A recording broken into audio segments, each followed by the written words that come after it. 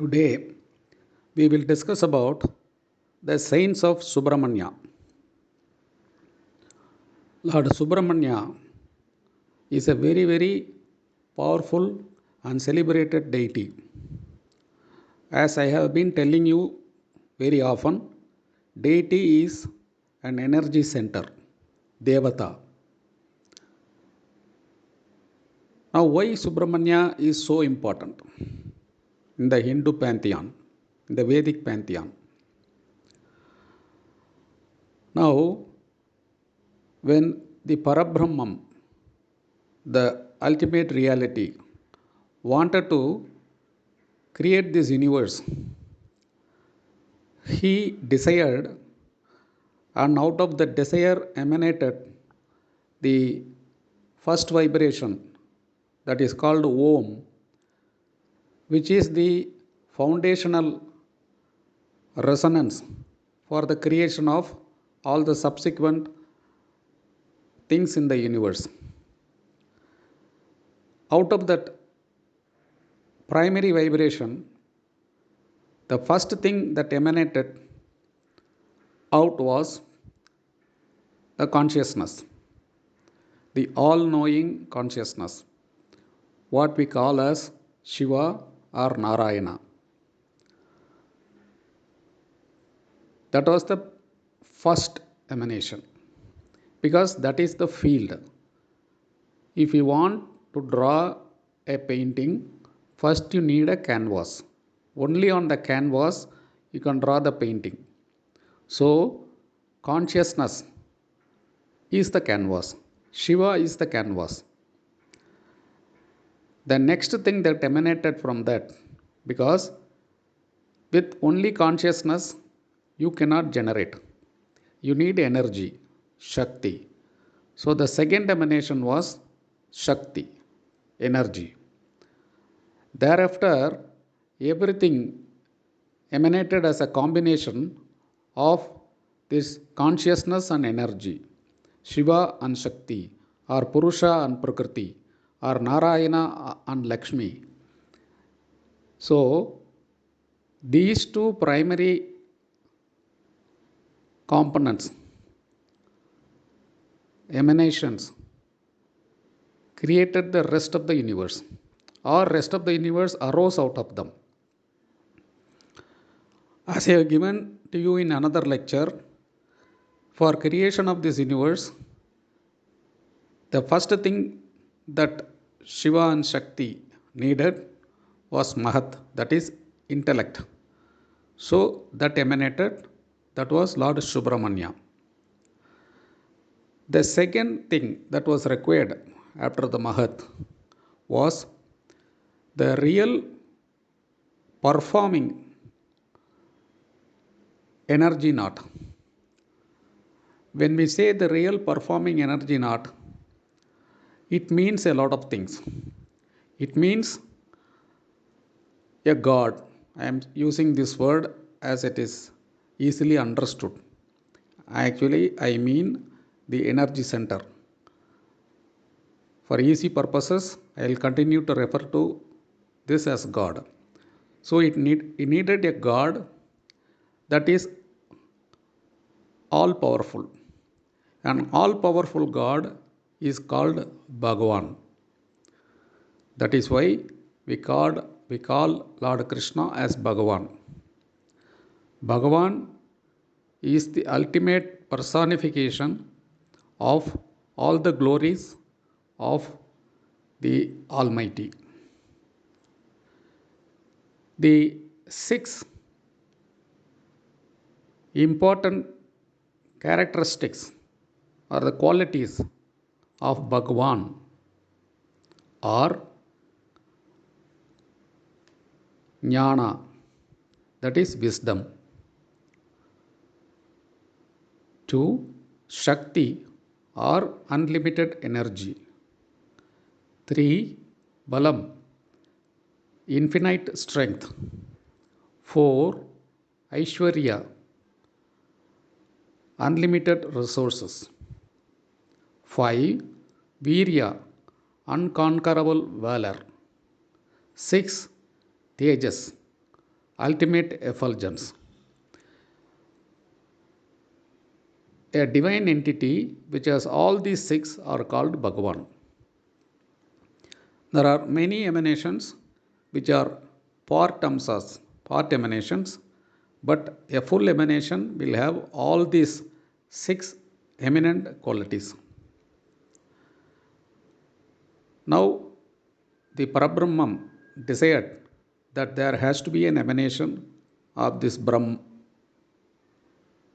this Bhagavan. So, he decided that let it come. So, out of this Shiva and Shakti, Subramanya emanated. Subramanya emanated as six divine sparks. These six divine sparks were passing through the Shakti, who in turn decided to park it in six different lotuses. As there are six different energies, and as it was very powerful, the Shakti decided let it be parked in different six lotuses. The reason for six coming into the picture here in creation of Lord Muruga because it represents the six qualities of Bhagavan. So Lord Muruga has these six Bhagavanic qualities. Then it also represents sparks, divine sparks, six different sparks. We must know this also symbolizes another important tattva, that all of us are divine sparks. Within each one of us, there is a divine spark. But that divine spark may not be as powerful or bright as that of Bhagavan, but we can grow into that of the quality of the Bhagavan. That is a spiritual progress. Now, these six sparks was then combined into one by Parvati, and it formed into one unit called Subramanya. The six has another important significance in the concept of science of Subramanya. While a person should have six good qualities, as I have just now said, which is wisdom, energy, strength, resources, valor, and effulgence. A person should not have six other negative qualities. Those six negative qualities are kama, that is uncontrollable desires or lust, krodha, anger, lobha, greed, moha, that is emotional attachment or temptations, mada, that is ego or pride, and maishcharya, envy or jealousy. These six one should not have. That is why Lord Subramanya has six faces. While Lord Subramanya had six sparks when he was formed and it was combined into one, and finally when Subramanya was formed as a Murti, he was given six faces because he wanted to quell the six negative qualities, which is perhaps possible in any being. That is why Subramanya, with his six faces, quells Surabhatma and other Rakshasas, whoever was displaying these negative tendencies. So the six faces of Subramanya always indicates to us that we should not give room for any of these six vices, and we should overcome these vices, because these vices can ruin us, can take us into a karmic negative path, and we will have only worries and very sad life. That is the second reason for the sixth number in Subramanya. In fact, Lord Subramanya has six important abodes. That is also the logic behind this reason that you should avoid these six negative qualities and you should develop the other positive six qualities. And Subramanya is having 12 eyes. That is because the Vedas say a person should develop the following 12 good things in life so that he can have a happy, prosperous, and peaceful life. They are a good personality, a good speech, ability to give a good speech, and a good walk, and good company and good friends, and good family and house, good children, good health, good spouse, a life without obstacles, good fortune, good job or profession or business, good money, and good mind, heart, and good sleep. This is what Vedas say a person should have. That is why Subramanya is having the 12 eyes to bless us with these 12 things. But if a person has the negatives of this any of the 12, and he will be suffering. We should not have the negatives of the 12, that is a bad personality, a bad spouse, bad fortune, bad health, like that. So Subramanya is always ready to clear those negatives if you pray to him. So a person can have the six negative traits, as I told you, like Kama, Krodha, Lobha, Moha, Madam, Ashcharya, or any of the negatives on the 12 things that we need to have in life. If a person is going to encounter any of such things, Vedas have given a way out to pray to Lord Subramanya through the Subramanya Trisati. The Subramanya Trisati itself is 6 lots of 50 mantras, each lot invoking the primordial Subramanya energy along with the Shiva energy in Bija mantras, followed by prayer mantras. So, through Subramanya Trishati, you can overcome, you can help you to overcome these negative tendencies. But more importantly, you have to cultivate your mind, heart, and soul not to have any of those 6 negative traits. Those negative traits will spoil all the good things that you can do. You can do any positive things, but if you have any of those 6 negative things, it is like a hole in the pot, a hole in a boat. You won't be able to retain the water in a pot, you won't be able to reach to the other side. A person should consciously avoid in allowing any of these 6 mascharias, 6 negative traits. Shad ripus, they are called Shad ripus. They are 6 internal enemies.